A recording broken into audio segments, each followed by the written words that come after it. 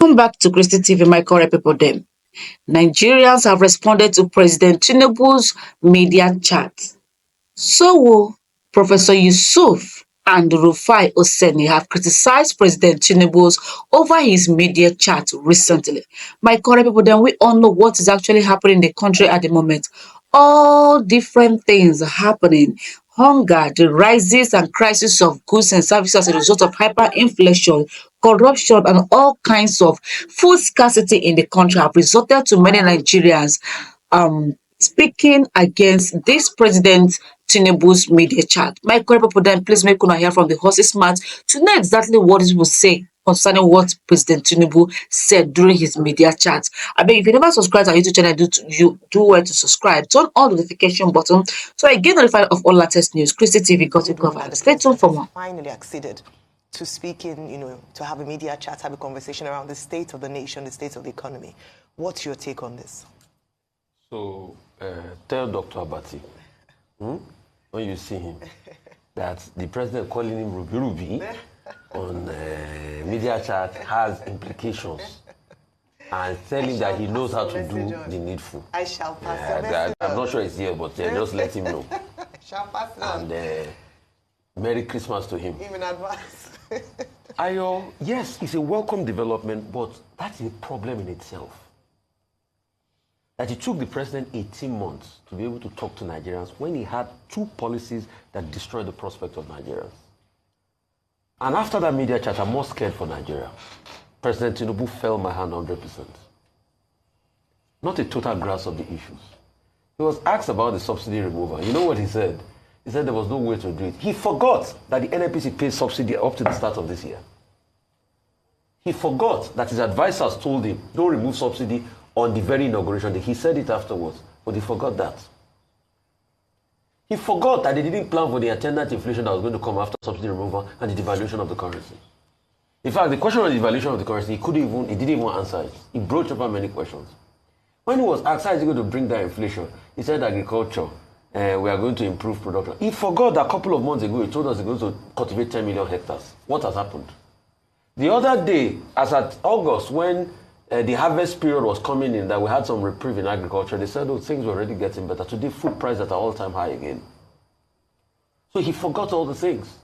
And he's saying that we're going to give soft agricultural loans and everything. How are you going to do that? We're saying policy statements.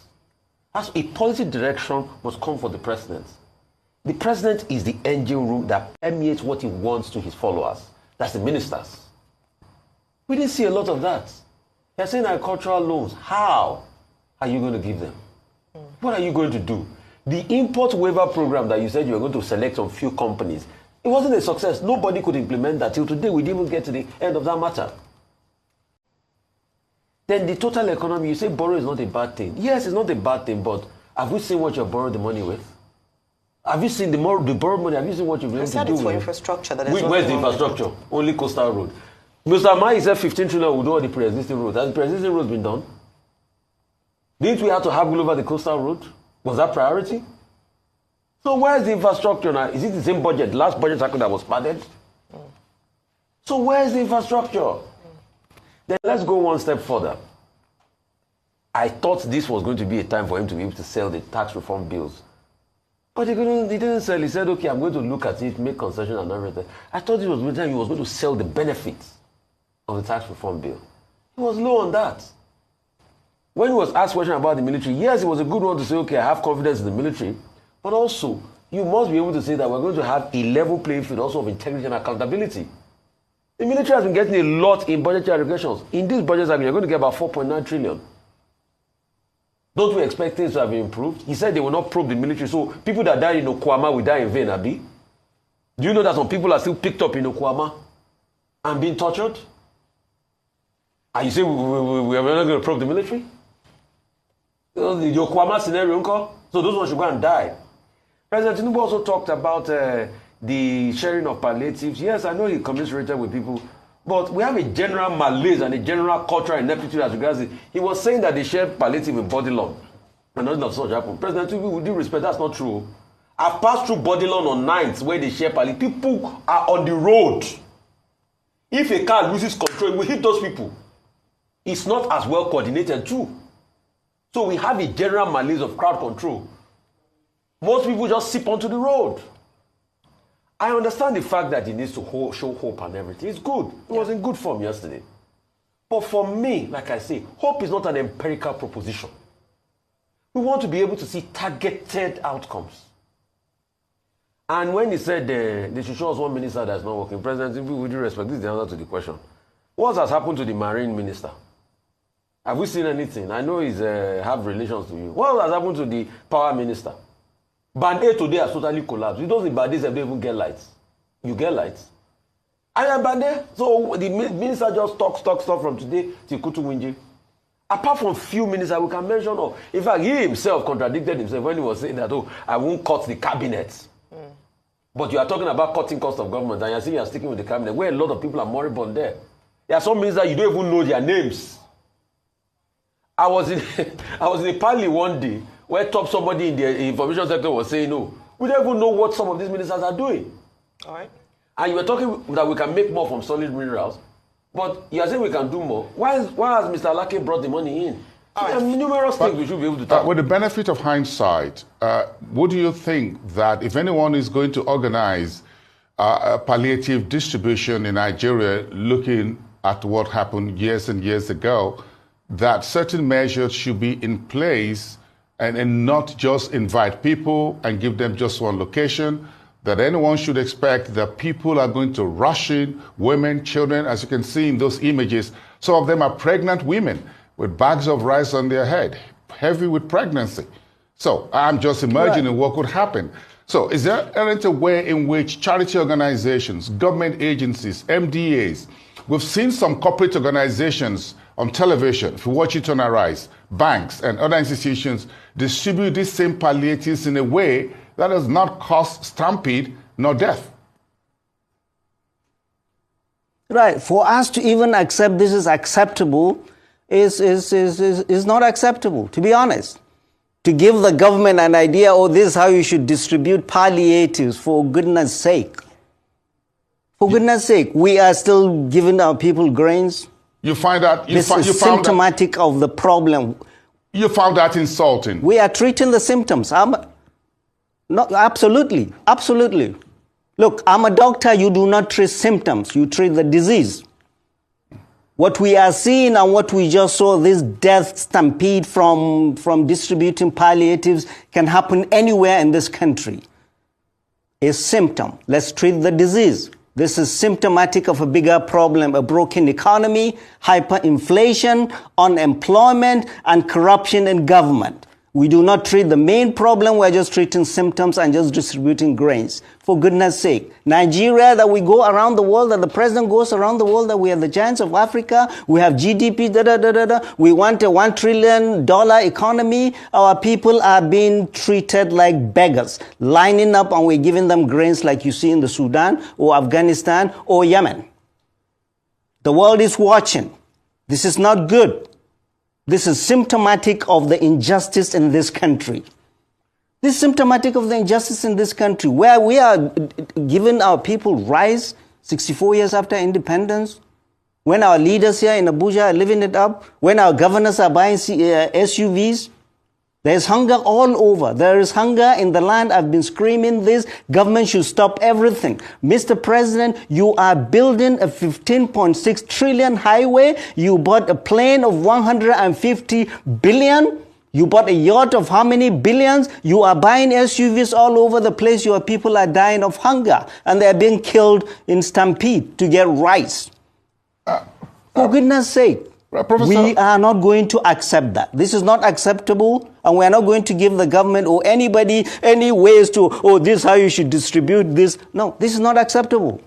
It's not. Yes, it is. When we look at... And I saw the front page, right, and I saw the front page today of leadership, that security agents are going to supervise distribution of palliatives. For goodness sake. Is that how low our military or our security agencies have descended to? They are going to be guarding how rice is going to be distributed when the soldier or the policeman cannot buy rice for his family. So we are accepting this. We should not accept this. We shouldn't. So one of the ways I'll go about it immediately is to deploy technology.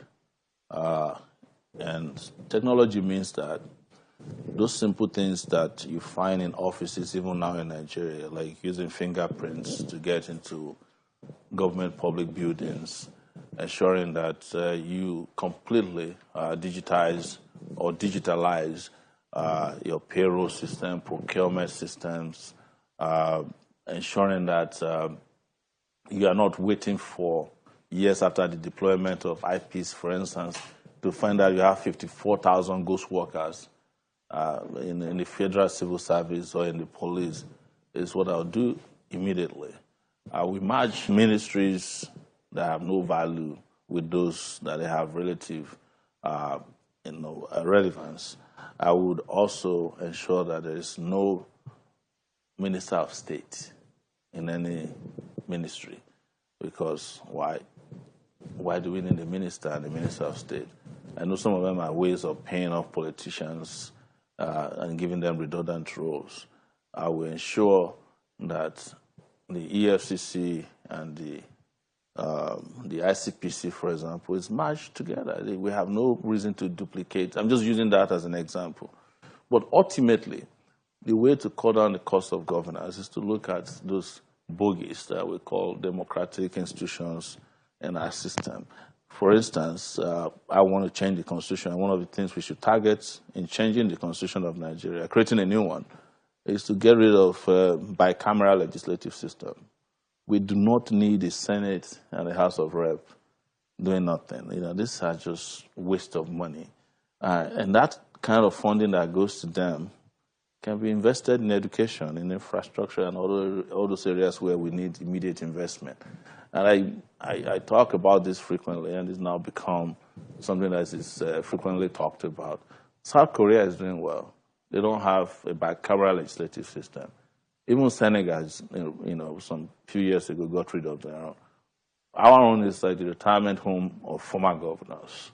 They would have stolen in their state, stolen, and then they now come to the Senate. Some of them will be in the Senate while they're undergoing trial for corruption. And the moment you are in the Senate, you have some kind of, unspoken cover, legal cover. They have a way of influencing, judges, because they are the ones who have to, approve of some of the judges. They have power over the police. They can call anybody up and say, hey, I want to interfere in these cases.